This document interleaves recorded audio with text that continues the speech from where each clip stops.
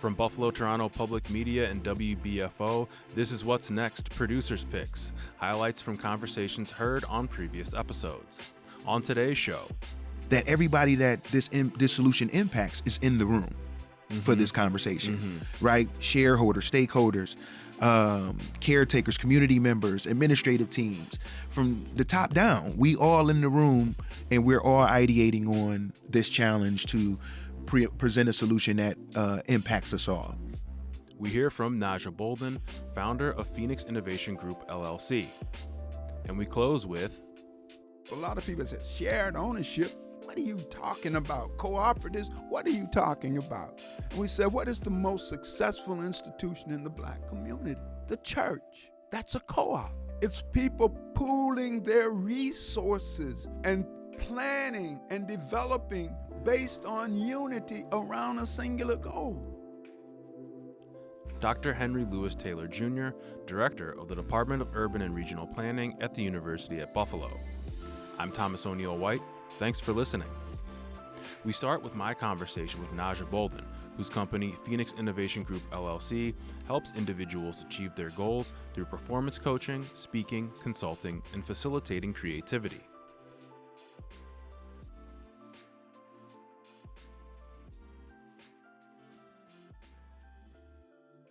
You are also an author. I am. Before we get into everything, talk to me about these books that you've published. I started out, as I was mentioning to you earlier, with a fellowship at ECC, and that's where my research began. And coming up through UB to Buff State, I kind of like continued on that research, and with my master's project, I kind of like just reduced that down into some modules as I started the business, and that was about 6 years ago I started, but here we are today with the one, Creativity Unleashed, Your Path to Excellence, which is our structured framework broken down into modules, where instead of just calling me for coaching or working with me, you can work at your own pace and tap into me when necessary. The second book is Creative Mastery, and that's your 30-day journey to triumphance. And that's more in the vein of things that inspired me, like John Randolph Price's Abundance book and Florence Scovel Shinn's The Game of Life and How to Play It, where they focus on changing these habits that we have to produce more adaptive behaviors towards the things that we want, that aligns with our goals, principles, integrity, things like that. So creativity is a large part of what you do, who you are. Can you talk a little bit about that? Yes, sir. I am just so passionate about imagination and using people's imagination to run up against their biggest hurdles and turn those into opportunities. So while studying creativity, I ran across researchers Ackoff and Vergara and their definition for creativity, and it's one that stayed within my veins since I've learned it. It's creativity is the ability to modify self-imposed constraints. So when you break that down, I have a background in psychology because I'm a psychology nerd, Thomas. So my background is in psychology. So with going through therapy and, like I said, spending 17 years researching behavior, you see that we are always in our own way, no matter what it is, from the smallest to the tallest thing, whether it be organizational facing or client facing, individual facing, self facing. We are in our own way. So what are some practical tools, tips, tricks, principles, methodologies that help me not only get out of my way, but stay out of my way? And when I can stay out of my way, I can start to lead people to innovation and change. And that's where we get into creative leadership. You were born and bred in Buffalo. Yes, I am. Lower East Side. Yes, I am. Walden and Miller, to be specific. Okay. All right. What do you love about the neighborhood you grew up in? How it, echoes the truth of America, right? Well, like we just learned from UB study that they just released the results on, that the east side of Buffalo has been left neglected for the past 31 years, right? And that's beyond being benign neglect of the Nixon era, right? Like, I'm 39, so that deliberate neglect was happening while I was living there, right? So what I love about my neighborhood is that we were still able to thrive in darkness. You know what I mean? Now, that might look like survival in all other spaces of normalcy. Yeah. However, things still grew there, right? So the tenacity, the fortitude that people exemplify when they come out of that space is extraordinary, right? But it's that darkness that we do have to get out of, right? So that's the fire that we come with in Phoenix Innovation Group and helping transform that kind of thinking, right? Like, I can be the top of this market, but this is the furthest that I can go. No, we can go everywhere you imagine. You just need the tools, tricks, tips, strength, courage, and confidence to get you there. Like you said, you're East Side, Buffalo. I know there was kind of a media-led discussion about East Side versus East Buffalo. Do you consider yourself an East Sider, or are you an East Buffalonian? In short, I'm an East Sider for life, but I do understand innovation and where the market is going. Do you think that talk about East Buffalo, is that a marketing thing? Yes, of course it is. How do you see it like that? Because for East Siders, the East Side will always be the East Side, right? But if we are marketing towards the East to get some type of heterogeneity there, right? We're trying to mix things up and aerate the soil and get new people in there. When we need to market that, because as it is, it's the belt line, right? It's the color of law. It's gerrymandering. All those things is the East Side as it currently stands. But if we have a migrant community starting to come in and flourish within those spaces, we have white folks that wouldn't normally be on the East starting to move into the East. Those sorts of things, you have to market the beauty that's there, because without that, then it would be running under the same narrative, the same kind of plights that it used to. So I get it.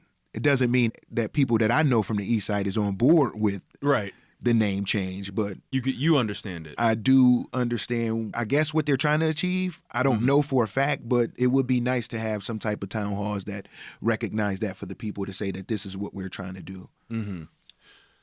Innovation and creativity are core principles in your work. How do you define those words? Well, as I mentioned, I'm a huge fan of researchers Akoff and Vergara and what they've done to the space of creativity as far as advancing the canon. But there's just something in the lines of creativity is the ability to modify self-imposed constraints. There's just something about that. When it comes to authentic expression, being able to show up with your full attitude, with your full imagination, your full knowledge, your full experience, and being able to rifle through the inventory of that in order to gain expression is a beautiful thing. So that's what creativity is for me, being able to move mountains, be an alchemist in a sense. Innovation is a little bit different. Innovation is, of course, making things better, building upon things to make them better. But there's also a team component to innovation, right? We can't use the same ideas in the same language that got us here to get past here. So we have to invite that diversity. We have to invite collaboration to be able to gain new insights, new ideas in order to be able to progress forward. Now, however, when we get lost in the shuffle, is that leadership ability and being able to switch gears and being able to say, or think with agility and say, okay, this isn't working. We're getting us towards that novel space, that very new space. What might I be able to incorporate right here that it will coalesce this group and galvanize them around this forward movement? Now, how would you apply this to how the way things are run in this city, whether it's like government or business? Because a lot of people I talk to on this show say, this city's been siloed for too long. People are doing this here. People are doing this over here. And if there was this collaboration or synergy or whatever you want to call it, there would be more progression in this city. How would you apply those concepts to what's going on in the city right now? If I can't give you three things. Oh, yes, please. Right off top. The very first thing is Buffalo is the birthplace of the study of creativity. We should be known for that.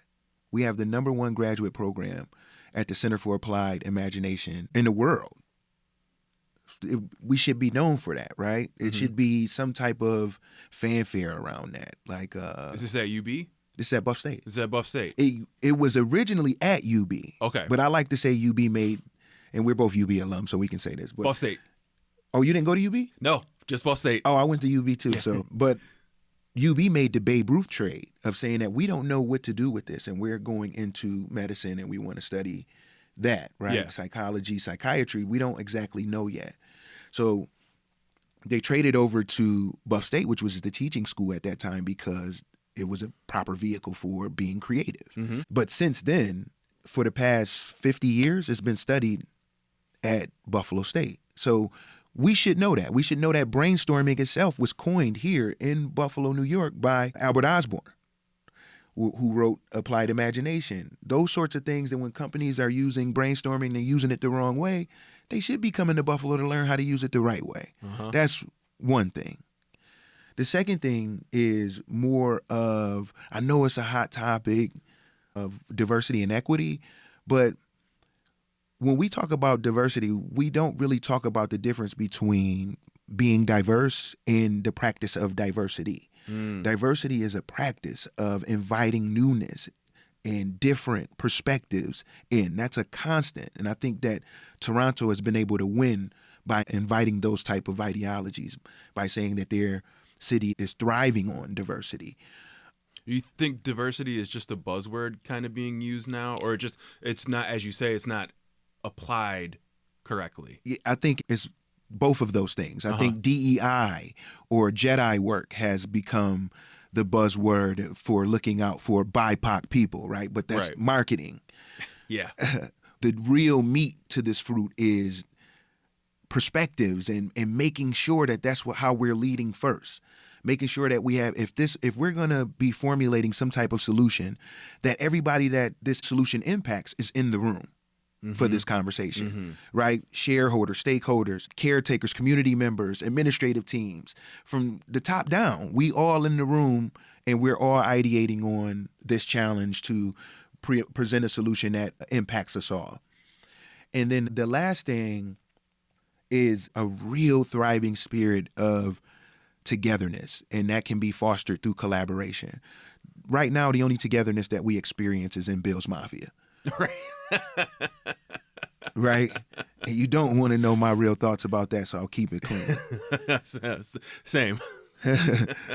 So it's like Vice did a study once, and they showed the segregation that still thrives in America, and they focused on Chicago. And Chicago is a lot like our city. We just a lot smaller, but it's a Rust Belt city, you know, on the Great Lakes, like Detroit, Cleveland, all the rest.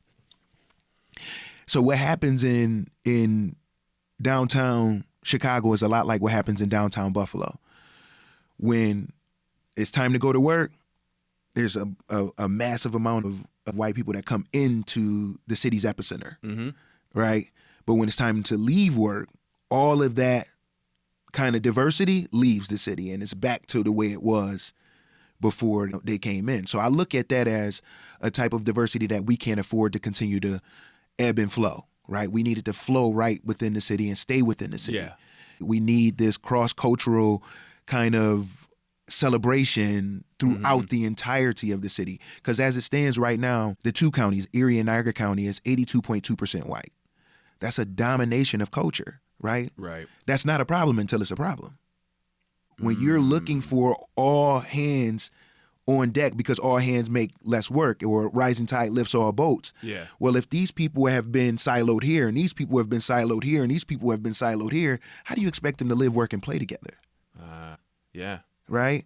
So we have to start to foster and cultivate more of a collaborative spirit. And I think that starts with my initial notion of celebrating that this is the birthplace of the study of creativity. Talk to me about designing workshop. How does creativity lend itself to leadership roles? Without getting too technical, there's myriad approaches to leadership. Yeah. Right? What's your approach? I'm creative leader all day.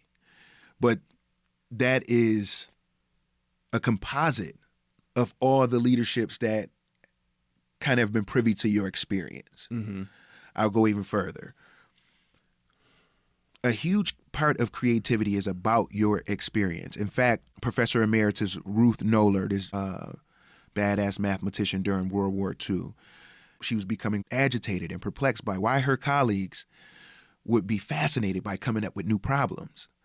And she went to them and said, we need to get more creative. We need to be mesmerized by formulating more solutions. And they're like, we don't know what you mean. We don't even understand what creativity is. This is World War II time, right? Mm-hmm. So she came up with this equation for creativity, and it is as creativity is equal to the function of your attitude multiplied by your knowledge, imagination, and evaluation. Now, that's a mouthful, I know. I know.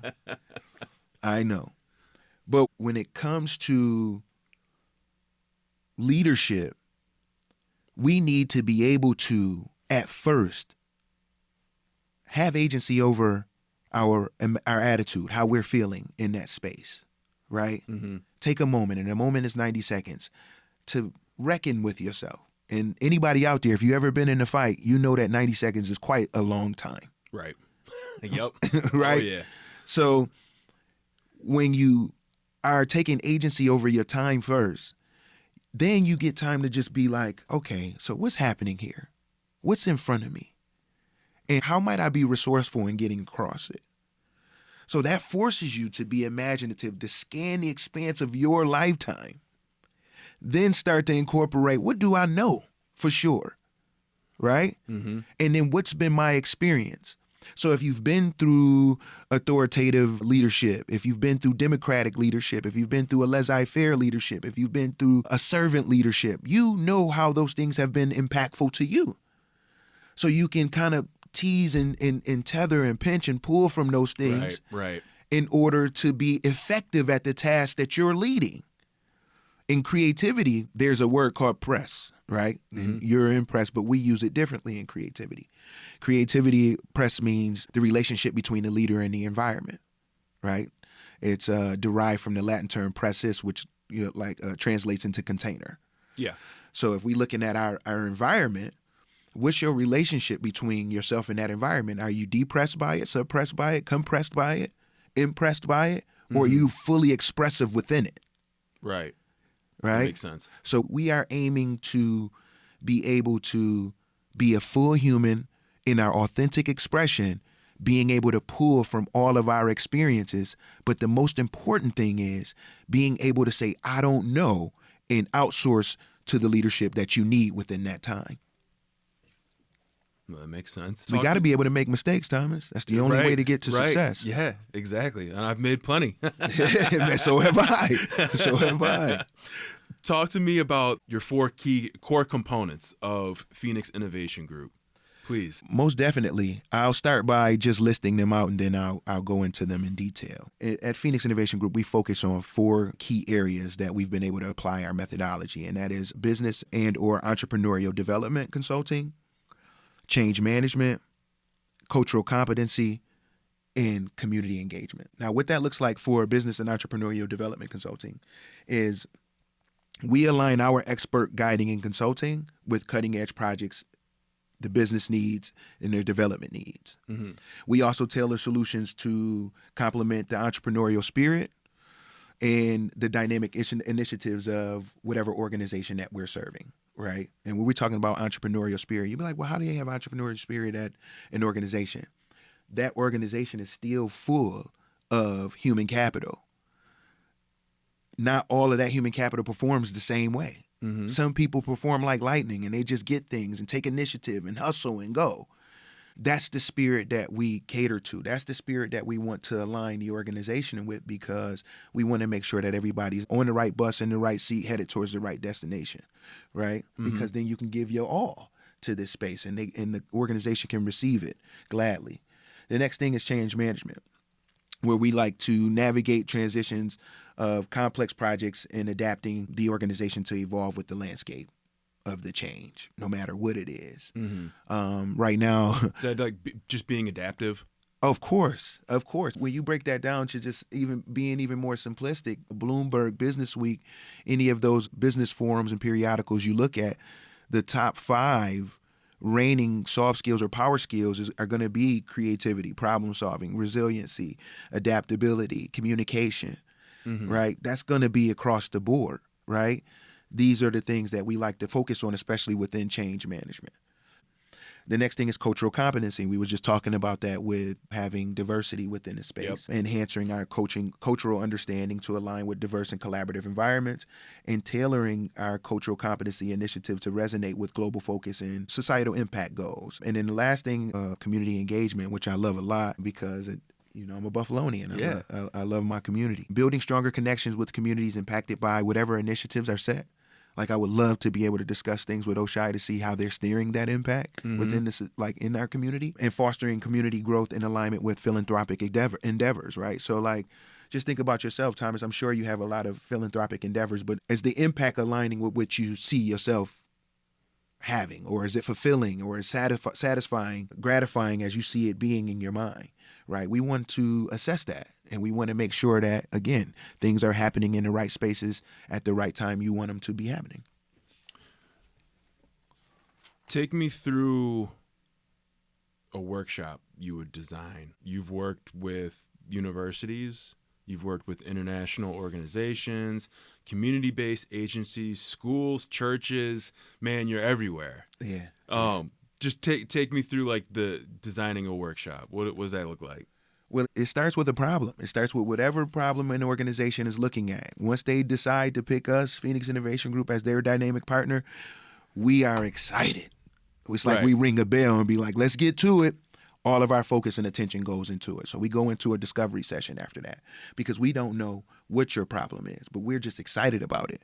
So we want to make sure that we're giving our all to it, but we have to have clarity first, Right. because that's where the magic happens in the creative problem-solving process. So we go right into clarity. What's going on? What's your problem? Who's the stakeholders? How long have you been facing this? What have you tried? Who's all involved? So on and so forth. Then our team, we get together, we produce a discovery of what the solution may look like. That might look like a workshop. It might look like a full day component. It might look like a multiple day workshop, right? Or it might look like something that we break down individually for your leadership team. But whatever it is, we build that discovery and we send it back to you all so you understand what we see from the perspective that we have. Yeah. Like, is this what you're saying that the problem is? Is this in alignment? And if it is, we get to work right then and there with the consignment of whoever we're serving, right? So they'll say, oh, we love this. Here's the day that we want to put it together.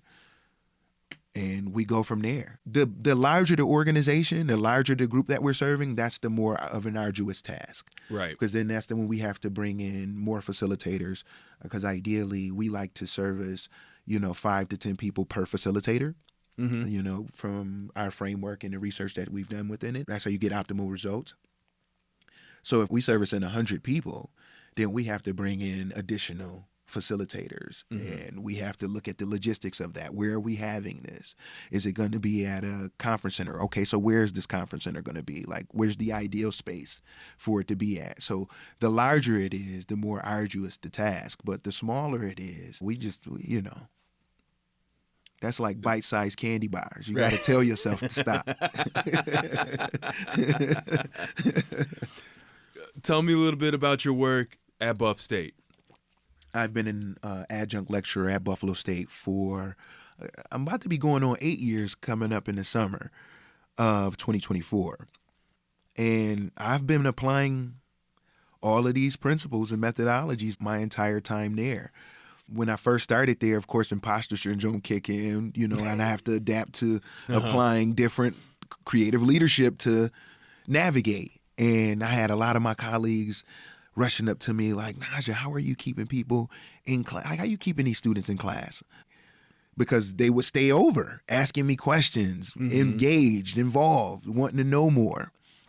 And then, like, scholars just started to follow me around campus. And then shout out to one of my colleagues, Tamara McMillan, when she was on campus.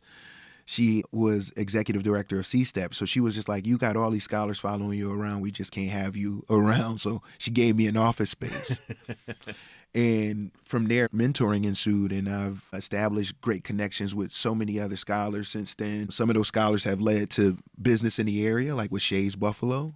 But it's been amazing. I've been recognized by the city comptroller for my mentorship at Buffalo State. It's just an amazing, incredible ride up there. I love working with the scholars. I love fellowshipping with them. I love helping them see problems from a different perspective because they have to know that they're bigger than their problems. And a lot of these scholars come from environments like how I come from. And it's like, man, if I can make it out of the peril that I was up against, imagine what you're able to do when we working together. How many scholars do you mentor? Right now, they don't leave. It's like the Hotel California. So they never leave. Like, I got scholars all over the globe. You know, they might leave Buffalo, but they never leave in spirit. Right. I still get calls on a regular basis. And if I don't answer, there will be a text to follow like, yo, what's up? Like, what are you doing? Like, is you too busy now for me? You know, remember, we came up in this together. So I can show you text after, like, email after email, text message after text message that's like that. That's got to be really fulfilling. It is. And to be recognized because I got I was recently awarded by, forgive me, Debbie, for if I'm botching the name, but it's I think it's Urban Utopia, something along those lines. And I got an award for leadership and integrity. And that was monumental for me because you're not doing it for that. Right. You're doing it to exact your goals. Mm-hmm. I got goals. So with strong faith and belief in those goals, I'm walking towards those. And providentially, they're opening up to me. But along the way, opportunities come along. And in marketing, you'll be a fool to not take advantage of the opportunities that come along. So those are the things that are like overflowing with joy for me. You know what I mean? To be recognized for these things that, like, I'm at play with what Stuart Brown calls play. So with that recognition and, what you've been doing at Buff State, you believe you were born for this role? Just looking at what you studied at ECC, at Buff State, at UB, the awards, the recognition you've received, just seems like, hey, this guy was meant to do this. I do. I really do. And it's been serendipitous. I started out going to the military, and that paid for my education to even start going to school. And then when I went to school, I knew nothing about college. You know what I mean? I was getting my name mentioned on the walls on Dean's List, and I was going to my advisor pissed off, like, why is my name on the wall? I come to school on time, I do my work, like, what's the problem? And she had to tell me, calm down, young man. Like, being on the Dean's List is a great thing. You know what I'm saying? Yeah. Getting these 4.0s and this and that. And a fellowship opened up to me to study something. And I started to look into deviant behavior in Buffalo's youth, right? Because I'm Buffalo's youth. I was into devious things. I came from the east side. I wanted to know, why did we do those things? But more importantly, why did I choose to do something different at that moment in my life? Mm-hmm. And I ended up winning a monetary prize for my fellowship there. That led to me going to UB and studying psychology even further, joining the Psi Chi fraternity of excellence in psychology, and increasing my veracity for wanting to learn more, engaging my discipline within it. And then I went into therapy intensive after that, got into my master's a couple years after that in creativity. And I immediately started to ask a question of, can a workshop in creative problem solving enhance resilience and soft skills in low socioeconomic status Black males? Because I wanted to know what was making me different. And in research and that scholarship forced me to kind of like narrow my focus into that. That gave me the framework for this company, Phoenix Innovation Group. Our core service is innovation fitness sessions, innovation fitness training. That came directly from this research, right? We opened up a soft skill incubator downtown. All of these things within my experience help lend itself to these books that's sitting before you right now. And as I said, it's been engineered serendipity. You know what I mean? Mm-hmm. Like I do my storyboarding, I do my planning, and then I put it to the side. These things just open up providentially to me. So is it my purpose? I gauge that by the joy that I feel from doing things like this. I engage in things that Dr. Stuart Brown calls play, where I feel this tremendous amount of joy, but it seems like I'm doing nothing at all. That was founding consultant at Phoenix Innovation Group LLC, Najja Bouldin. And we close today's show with Jay Moran speaking with the director of the Department of Urban and Regional Planning at the University at Buffalo, Dr. Henry Lewis Taylor Jr. The two discuss Dr. Taylor's 2023 report titled How We Can Change the Black East Side, which acts as a neighborhood planning and development framework for Buffalo's East Side communities. Dr. Taylor, always a pleasure to have you with us. It's a pleasure to be here this morning. We had you on not long ago when you came back and reviewed to a certain extent, because the report did come out in 2021, The Harder We Run, the state of Buffalo in 1990 and the present. And that, of course, detailed extensively about the conditions of Buffalo's East Side and how people are living, what really has happened, how actually in many cases conditions have actually decreased and deteriorated over 2 decades, 3 decades.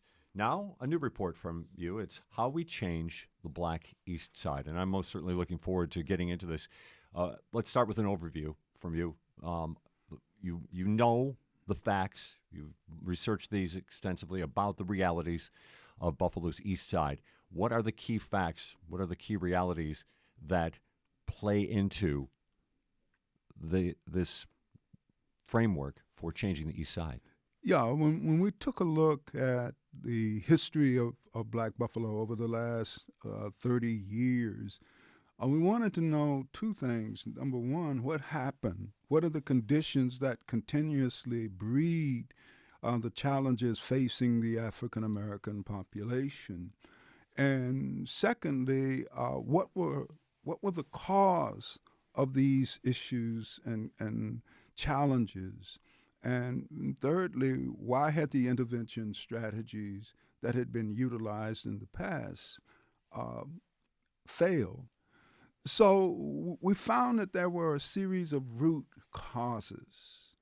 And by root causes, we meant causes of all of the other issues that Black people face, causes that triggered other problems and other difficulties. Among these root causes were the residential segregation of Blacks, not just the segregation of Blacks, but their containment in underdeveloped spaces where neighborhood and community wealth were continually extracted from the neighborhoods and the communities, and that they were constantly faced with displacement. A lot of this happens because Blacks do not own or control the land on which their communities are being built. But by wealth extraction, I'm talking about the charging of high rents for substandard housing. I'm talking about the pandemic of foreclosures on these communities, the high prices that are charged for shoddy goods, the high prices that people pay for house and automobile insurance. And I'm also talking about the extensive fines and fees that are rendered by the government on the populations that exist in these neighborhoods and communities. And so this is what we mean by the problem of wealth extraction, or the problems of displacement reflected in how Black people are continuously pushed out of neighborhoods the moment that speculators and landowners believe that they can make greater profits. So, for example, many of the Black neighborhoods along Buffalo's Main Street corridor are being emptied out. Many of the neighborhoods that are clustered around downtown, people are being pushed out of those neighborhoods. And everywhere where communities are located around anchor institutions or other places that have the potentiality of being transformed from low profitability to high profitability, neighborhoods and communities are in trouble. So this is what we mean by this problem of wealth extraction and the problems of displacement, housing, and the like. And these were the issues that African American people were facing. And we said, well, why? Why is this the case?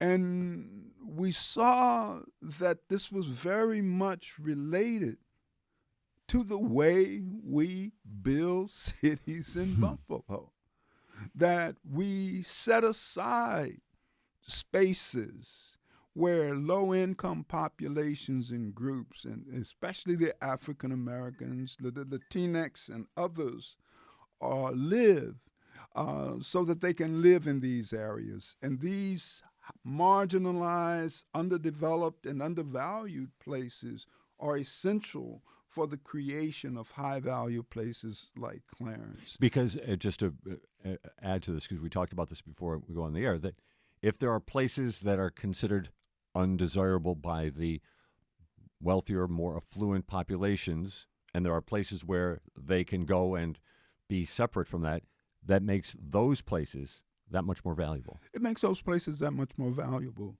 I mean, if we look at the model of home ownership in the United States, that model is based on the commodification of shelter, turning shelter into something that you buy and sell, and the use of the home, owner-occupied home, as an instrument of wealth production. That model requires policies of exclusion, where you design projects, programs, and activities to keep out people based on income and people based on race, because of the linkage between income and race, and rising property values. Those are models of exclusion, So what we have found in Buffalo is that the whiter and more exclusive a community is, values go up. The blacker and more inclusive a community is, values go down. So on the one hand, while we talk about and praise equity, diversity, and inclusion, in reality, we practice exclusion, homogeneity, and anti-equitable activities. And just to clarify one key point here, because you talked about it, how the white middle-class individual is really pretty much trained that your house, your home, is going to be your source for wealth. This is that model. That model cannot work on Buffalo's east side. I mean, no, it can't work. It can't work there. And the reason it can't work there is because the value of those houses and the value of those units will never approximate the value of the other locations and places. Not only that, but even if it could work for a handful of people. A handful, right. Even if it could work, it's an exclusion model. It's an exclusion model based on individual wealth. So we flip that model by talking about shared ownership and the building of community wealth. Because, and the central idea is, can we commodify shelter? And by that I mean to say, the moment you commodify shelter, what you're saying in actuality, that a certain segment of the population, a significant segment of the population, are forced to live in dilapidated and rundown housing. That's the reality. That's the reality. So we think we can alter and change that model. And this isn't to say that one is opposed to home ownership, right, and individual wealth production. That's fine. But at the same time, what we are opposed to is the creation of neighborhoods and communities where people are forced to live in dilapidated and rundown housing. And that's what this particular model calls for. And I say it calls for that because everybody knows that under the present system of housing valorization, the value of a house is not based upon the parcel, but based upon the neighborhood and the community. So you exclude people from the community in order to increase property values. What we're saying is, let's create a very different model. And now, instead of emphasizing individual ownership, we're emphasizing shared ownership, so that the people who live inside those neighborhoods and communities control and own the land on which their community is built, and that we emphasize community wealth accumulation rather than individual wealth accumulation, because community wealth accumulation allows us to generate wealth that can be utilized on behalf of the entire community. And by utilization on behalf of the entire community, I'm talking about the creation of surpluses that will allow us to reduce other levels of cost. Let me give you a concrete example. Please. We were talking the other day with Pastor Pointer, who's heading up the food co-op that they're developing on the Buffalo's East Side. And one of the things that the pastor emphasized is that we will have investors, but we will not be paying dividends to these investors. Instead, we will use the surpluses to reduce the cost of food and raise the income of the people who work in the store. In this way, you pass on the profits that are being produced to the consumers rather than people who have invested across the time. And those investors recoup by being able to purchase lower priced goods and services in the store that they have helped to build and create. So this is a classic example of how we use surplus community wealth in order to build stronger, better, and healthier neighborhoods and communities. And also, it's worthwhile as we say this, just to also make another clarification here. The affordable housing models that we're seeing, different developments being built in different parts of the city, including in the East Side, that current affordable housing model as that stands does not work inside what you are talking about here. Right. The affordable housing model is very problematic as we use it.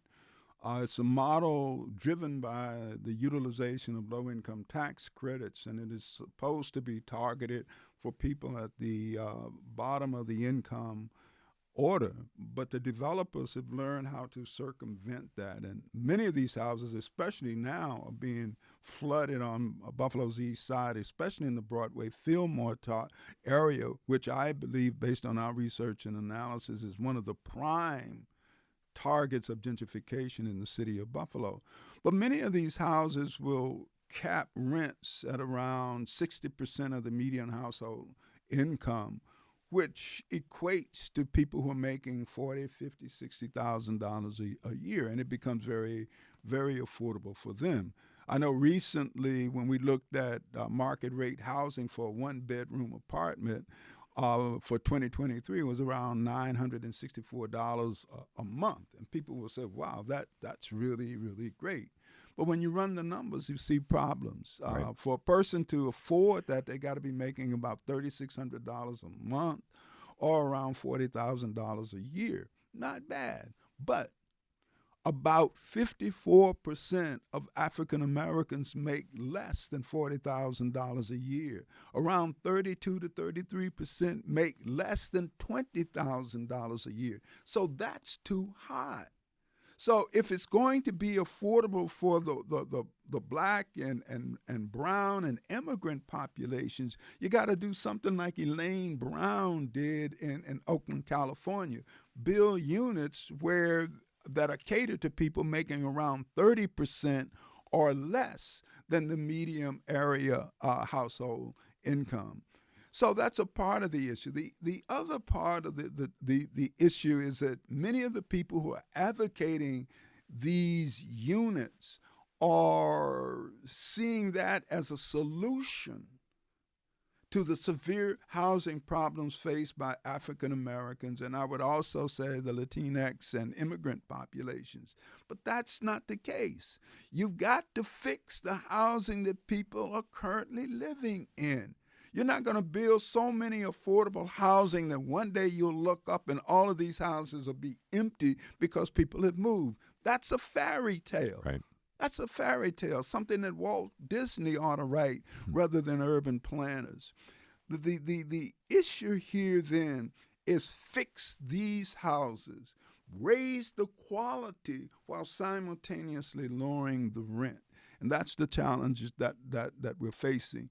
The final part of that is I call these houses a Trojan horse for gentrification, because they will be pulling in large numbers of whites. I had a developer tell me, and this was an African-American developer, that he was building affordable housing around in the Broadway area specifically so that they could attract a significant number of whites along with blacks.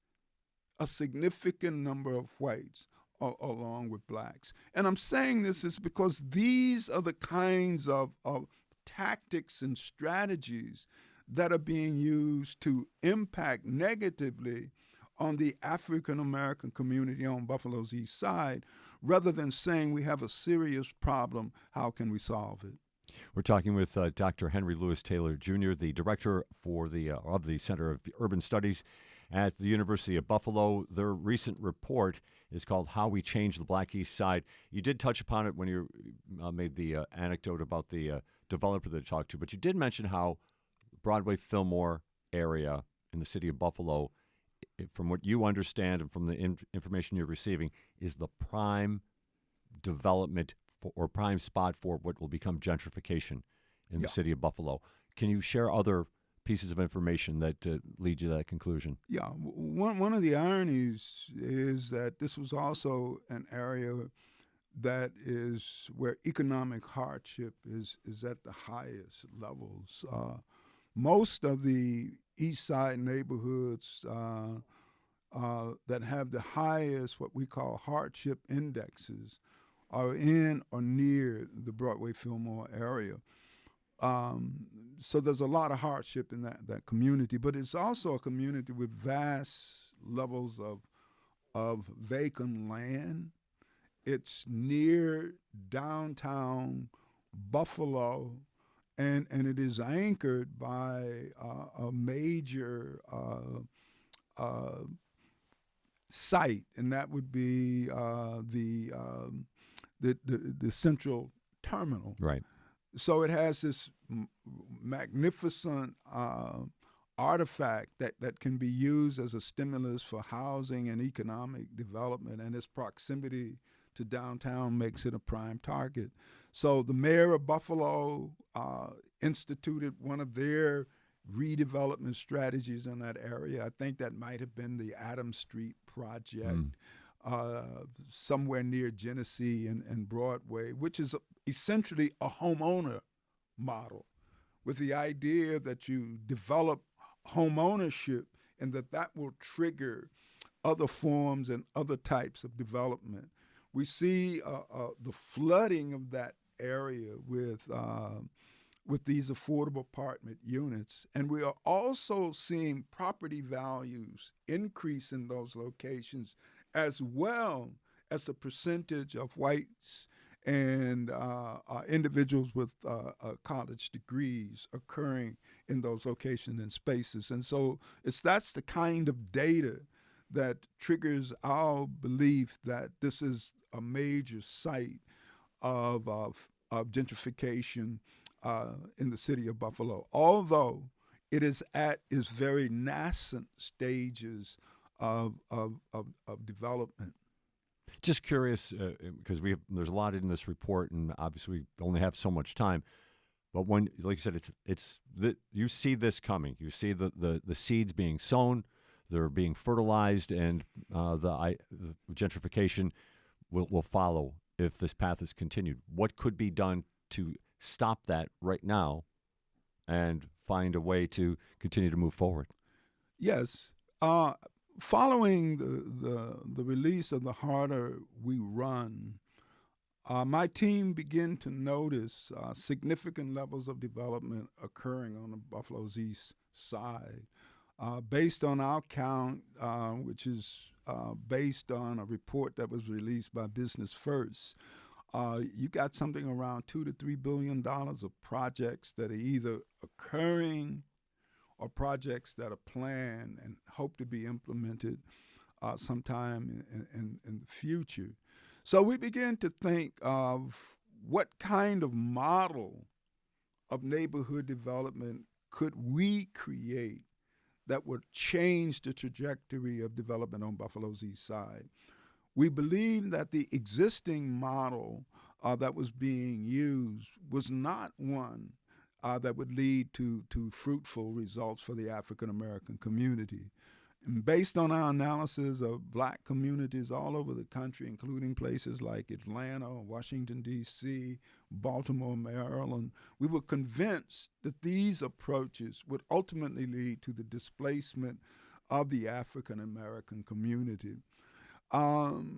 So we took a step back and we tried to understand how the processes of building the city contributed to the underdevelopment of the African American community.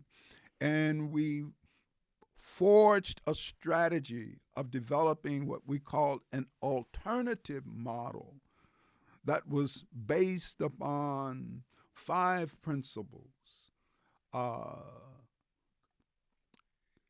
community control, shared ownership, cooperative economics, solidarity, and community wealth production. That these 5 principles would anchor this process of development. A central part of that was to confront the issue of how do we use the redevelopment and the transformation of a community to empower folks and to provide them the skills to earn a living within this metropolitan region. So we wanted to create a project where, one, we integrated planning and implementation. In other words, rather than planning and then later on development, we were going to plan and develop at the same time. Most significantly, we were going to develop an innovative training program based on on-the-job training so that people would acquire the skills that would enable them to rebuild their neighborhoods and rebuild their lives simultaneously. Now, this idea and notion came from our observation that the East Side had been turned into a job market for white people. I want to repeat that. Right. That the East Side had been turned into a job market for white people. So when we talk about the Kensington Project, $1 billion project. $1 billion project, we raised the question, 2 questions. One was, why are white people in suburban communities celebrating, popping champagne and lighting up cigars? Then we raised the question, who will get those jobs? Who will get those contracts? And we concluded that the overwhelming majority of people getting those jobs and contracts were going to be white. Even Mayor Brown admitted that, which meant that $1 billion would flow through the East Side like water through a sieve. Then we looked across the East Side, even in the African American Heritage Corridor. Most of the work, the physical work, was being done by white people. You walk down the East Side streets and you see people fixing sidewalks and installing pipes or even cutting the grass on the vacant lots. They're mostly white folks. So we said, why don't we train black people And this is something, by the way, we've been talking about for decades. Sure. So it's not a new idea. But it's how you do it. Yeah. Train them while they're doing the work. And let's avoid the kind of fiasco that the Northland Training Center has created. We're not going to give people a test to see if they can be tested. We give them the skills they need to do the work. You don't have to be a mathematician. You don't know math? We'll teach you the math that's required to do this job. You don't know how to read? We'll teach you to read what you need to read to do these jobs. Tailor skill development to the requirements of a job. So that requires a new type of job training program.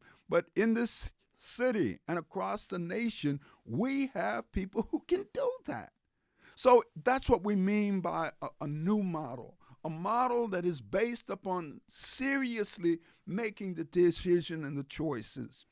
So with shared ownership, a lot of people say, shared ownership? What are you talking about? Cooperatives? What are you talking about? And we said, what is the most successful institution in the black community?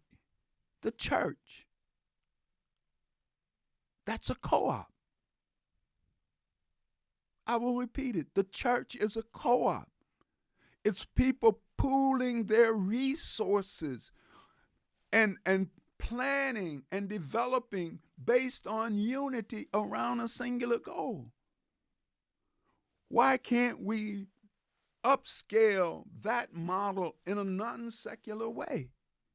So that in a secular way, so that we are now pooling our resources to buy property, pooling our resources to develop commercial establishment, building and developing co-ops. Co-ops can't work. Ask the people at Lexington Co-op. Right. Tell them it doesn't work. And that will do it for Producer's Picks. We would like to thank our guests, Najja Bouldin and Dr. Henry Louis Taylor Jr. If you missed anything or would like to hear it again, you can get this program as a podcast wherever you get your podcasts or on the Amplify BTPM app. Each episode is also online at WBFO.org. I'm Thomas O'Neill White. Thanks for listening.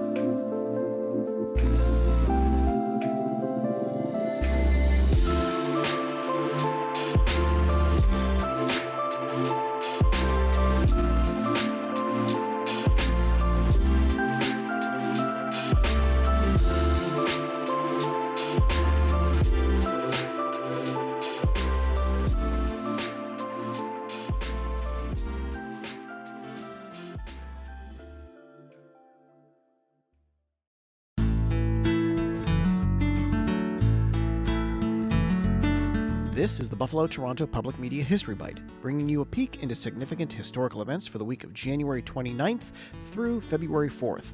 I'm your host and program director, Tom Barrich. Western New York, historically not usually known for its seismic activity, did register an earthquake on January 29th, 1864. The rest of these are all February 1st. February 1st, 1878 is the date that the first phone company began operations and registered its first call in Buffalo. Though originally founded in 1960, the Buffalo Bills did not join the NFL until February 1st, 1970. While the Pan Am Exposition happened in Buffalo between May and November of 1901, tickets to the historical event went on sale to the public for the very first time on February 1st, 1901. And February 1st, 1948 is the date that musician James Ambrose Johnson Jr. was born. That musician will later go by the more recognizable name of Rick James. You've been listening to the WBFO History Bite. Discover more stories about Western New York's past on the Buffalo History Museum's website. Learn more at buffalohistory.org. For Buffalo Toronto Public Media, I'm Tom Barrich.